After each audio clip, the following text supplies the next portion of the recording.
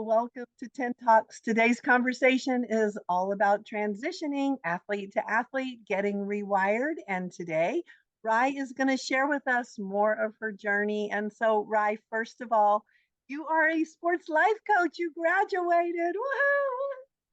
Yes. Just such a 10. Huge, huge, huge. So, team, I just want you to know graduation was last week, and Rai has finished fabulous. She is a certified sports life coach, and we are honored to have her on our team. So, you too can get coached up by Rai, which is just part of our journey of discovering next. So, Rai, welcome. I want to just watch your film and talk about all the transition that you have been going through, transition to next, rewiring you. What are your thoughts?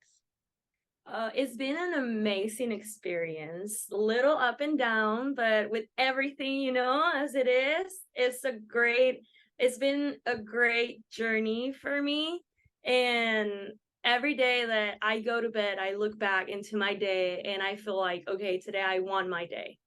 And even when things were hard, especially like during the last part of our certification that we had to get our game going, I was like, no, this is my time to be competitively great. So let's do this. So it's been a great journey, one that I've been embracing and celebrating a lot.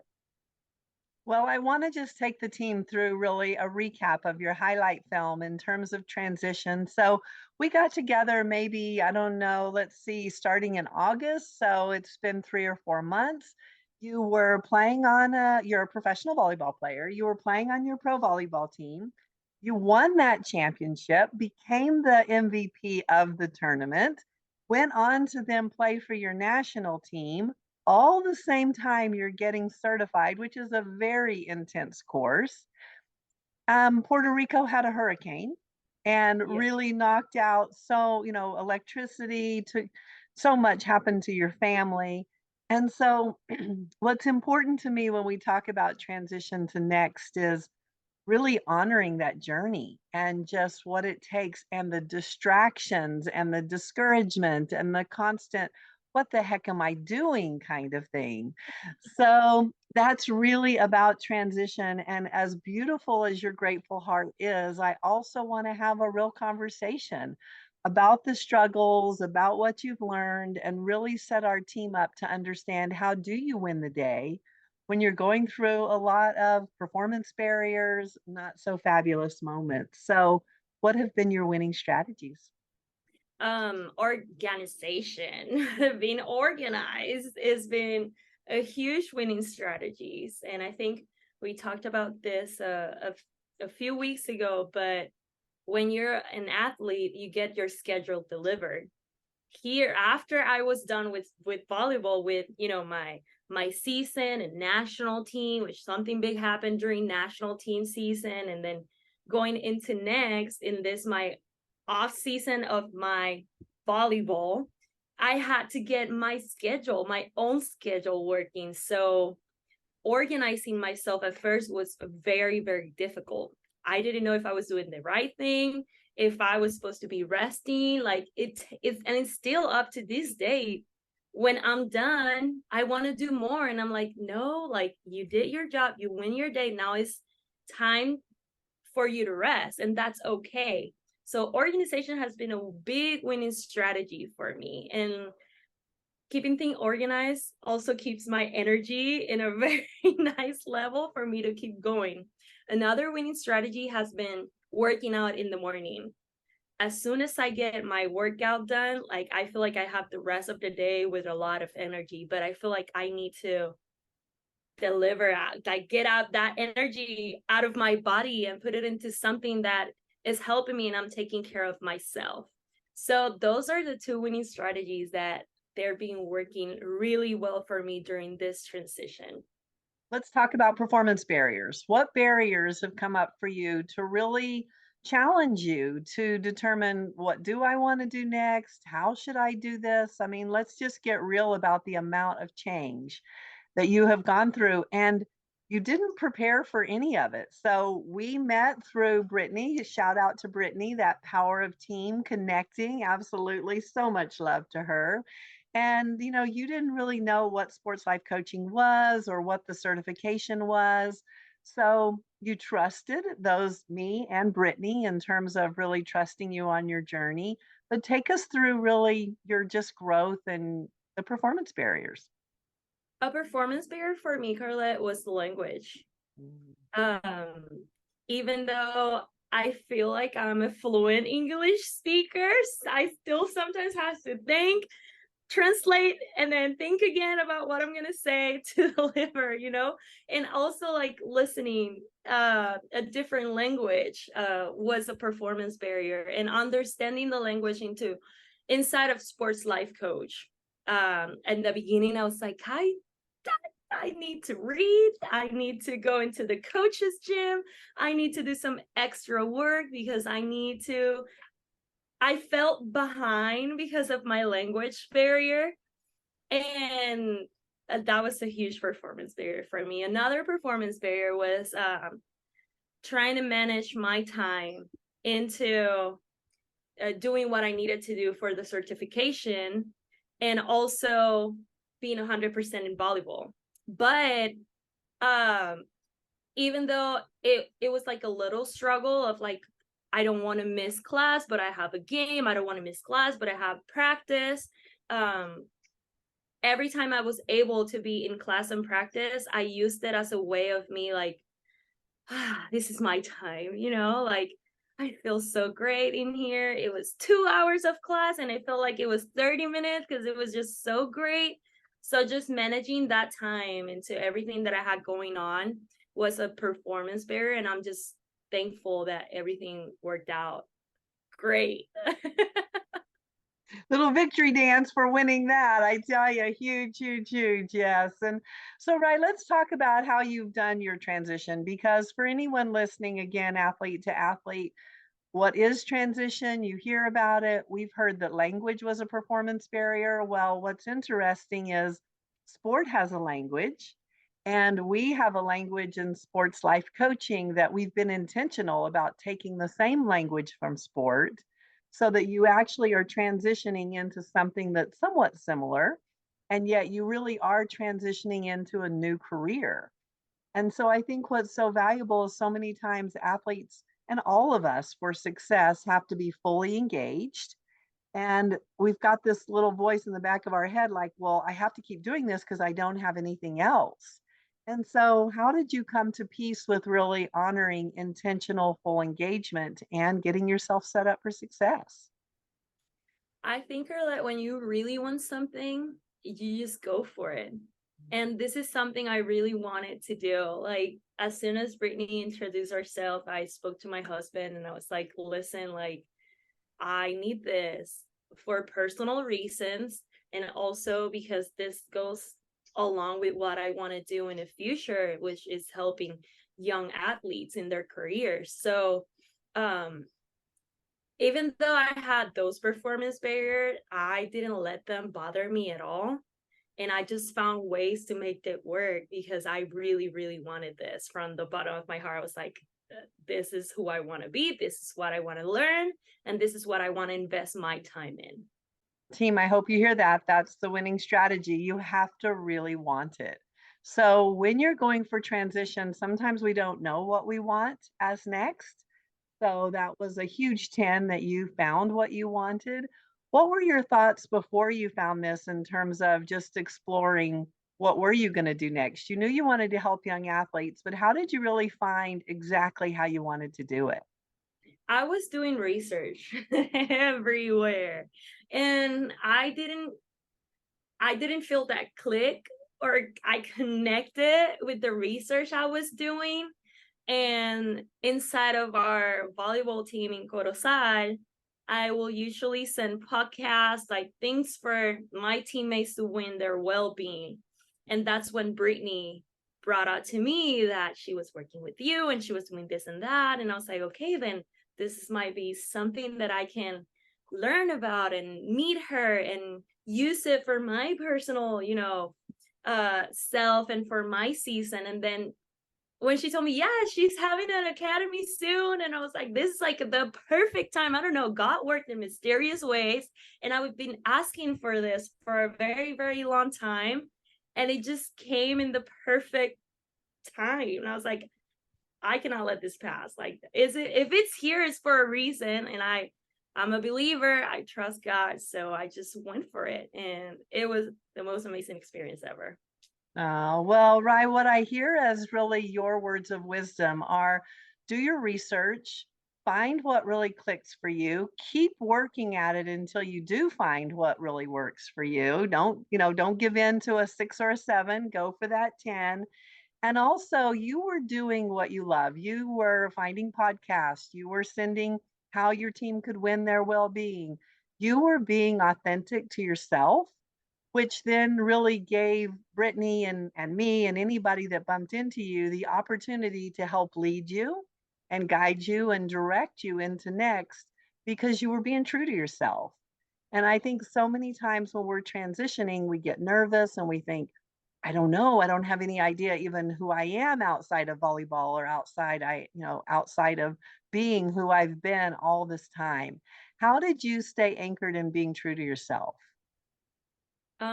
I think we all have something inside of us that can share with the world and can make an impact in others.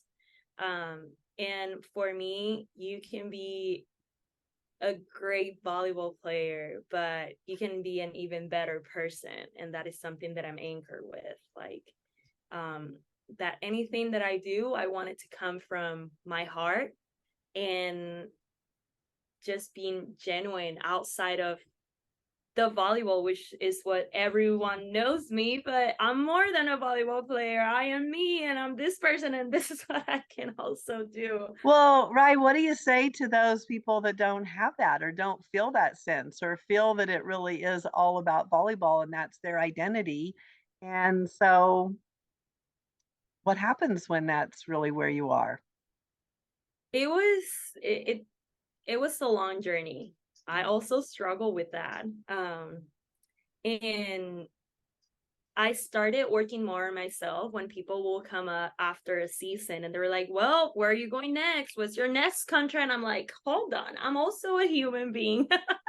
Like, ask me what I want to do, during my off season, if there's something that I'm interested. So I struggle with that identity a little bit. And it wasn't until I found myself inside of my journey and being true to who I was or to who I am, that I was able to switch into a healthy relationship with my volleyball player identity. So yes, I am a volleyball player, but I also um I am I've been finding things that I love as well as I love volleyball. And now I'm introducing myself as, as a sport life coach, for example. And people is like, you're really doing that right now? I'm like, yep. Like, I am a volleyball player and a sports life coach. So it's been very, very interesting, the journey, but it wasn't easy at the beginning because I didn't know what I wanted to do. I was in that research. So it took me a long time to find what I wanted my next to be and to get rewired inside of our, sports life coach certification.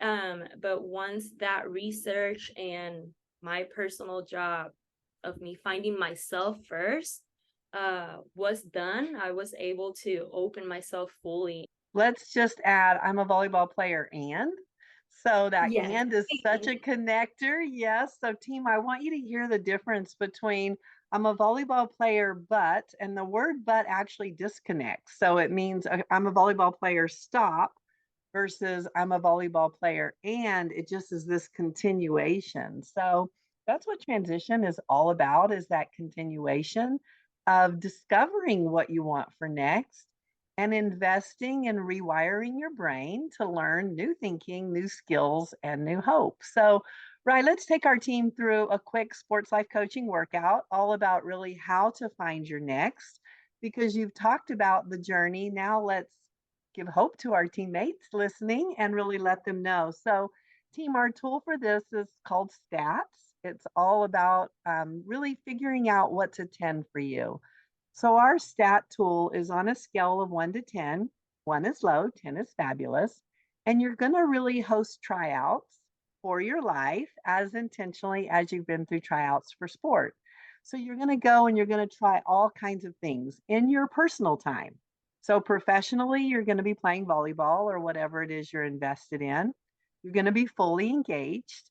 And then in your personal time, you're going to invest in trying out anything and everything that you're curious about and statting it up.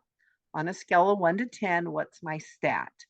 You're going to have some cardio, just like you do in volleyball or in sport. Cardio means it's something you don't like, but it gets you to a 10.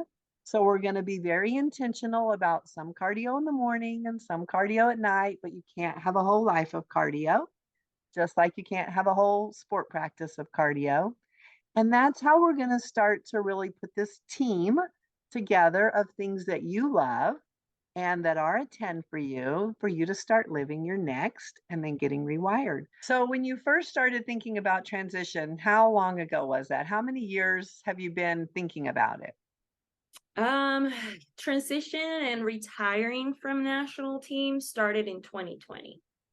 So, what's the first thing that you thought you would do before? Because 2020, you had no idea about sports life coaching. You Yeah. just had the idea that, whatever was caused you to think about it, you still thought about it. So what was the first thing that you started thinking about that you would do for next? Probably be involved in marketing, but it wasn't something that it was a 10 for me. And I was in a company involved in marketing, and I did it for 2 years, but it wasn't a 10. It wasn't something that would make my heart jump out of happiness, you know? And what wasn't a 10 in the marketing? It was at least just delivering content that was meaningful, that could probably connect me with other people and create those relationships. But it didn't have something behind it, you know?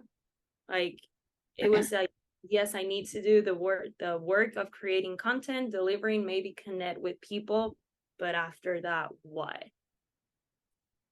So what was your stat on your marketing season of a couple of years?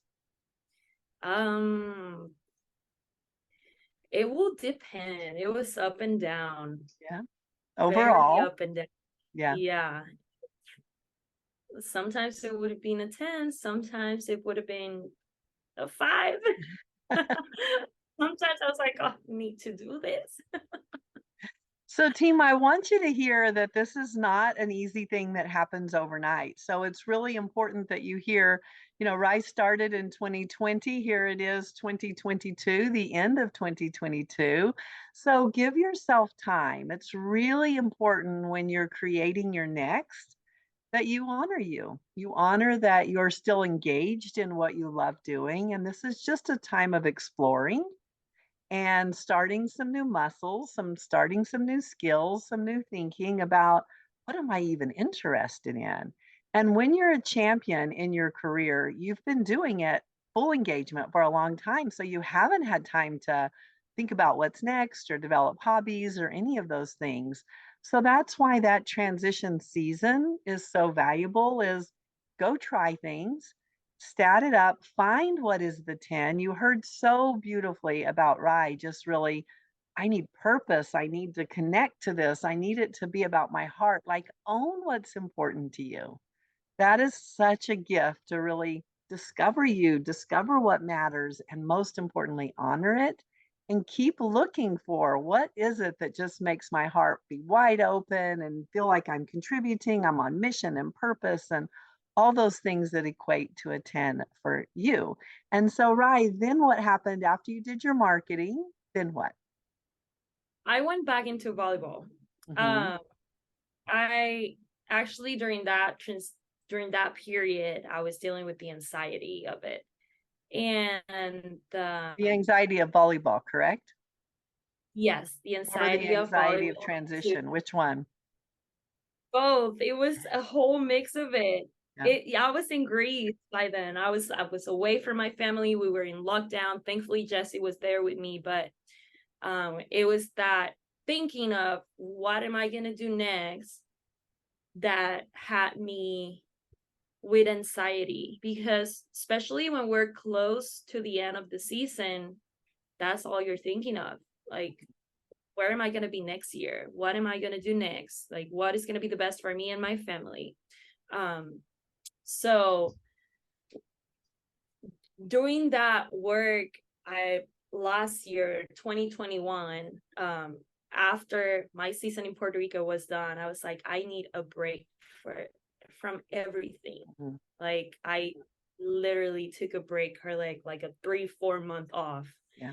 And I was like, I need to find purpose in what I want to do next. I need to connect with myself. I need to put myself first, because for a long time I've been only thinking about what am I going to do next? When is my next contract? What am I going to do for my family? So I feel like I put myself behind, and then it all exploded into a big Mm. anxiety into everything, the transition, the volleyball career, personally, with my family, in my relationship. So taking that break and that time off, um, I did what I wanted to do. And anchoring what I wanted to do, I was able to find a purpose and starting to find ideas into, I'm loving this more than just simple marketing. Let's do research, let's connect with purpose, let's, you know, find ways. And um it just led me to you. She was great. It just led me, worked out beautifully and perfectly. And yeah, I was thinking, watching my film and going back into it, I get chills, because at some points I was completely lost, and I felt like I didn't have power because I was more thinking about everyone else and putting myself last. But once I was like, nope, I need a break. I need to refresh. I need to find myself, work on myself. I was even able to come back into volleyball with a healthy mentality. And then this just came out perfectly at the time that I was open to receive it. Because I don't know, maybe before I was going to receive it the same way, I've been open about it during this period. So, team, I hope you hear that winning strategy of just honoring timing and honoring if you've got, if you're curious and you're starting to think about it, know you're just beginning the journey and find the people that you love, talk to them about it, get them on your journey. Let's figure out our tens together. You engaged your husband. What kind of journey has that been, putting him on your support team? It's been great. He's such a supportive husband, and everything that I tell him that I want to do, he's like, "Yep, go for it." Um, I I don't know, like, without having that push of him, I think things would have been differently. But also, like, I've been a person that I always do what I really, really want to do. Like, everything that comes from my heart. Doesn't matter what people tell me, I'm be like, nope, sorry, I am doing this. So he's just been really, really supportive, helping me also when we didn't have the tools inside of my anxiety situation. He really took it day by day, and he held me beautifully inside of my struggle, that it just makes the whole journey, I have no words for it, to be honest. I think it's called love. Yeah. So, team, I want you to hear that huge winning strategy. Surround yourself with people that love you. Surround yourself with people that are for you, that hold you inside your struggle so beautifully that you have the opportunity to really grow through your struggle and to discover who you really want to be while you're honoring you. So, Rye, it is such a gift that you're taking us on this journey with you. What are your words of wisdom to our team listening? Um, Trust your process. In the highs, in the lows, there's something we can learn from, and to do all the work to become the best version of yourself. Mm. Doesn't get any better than that, team. All right, it's up to you. Go out and win your day. Really honor you before you. Let the people around you know that you're out trying out for a new life and you want to find your tens. You're going to recognize what's cardio, what's a low stat. Low stats you're going to get rid of. Cardio you're going to honor. You're going to focus on it getting you to a 10, and you're going to look for anything that really excites you, opens your heart, and is an 8, 9, or 10 for you. Thank you, Rye. Thank you. Mhm.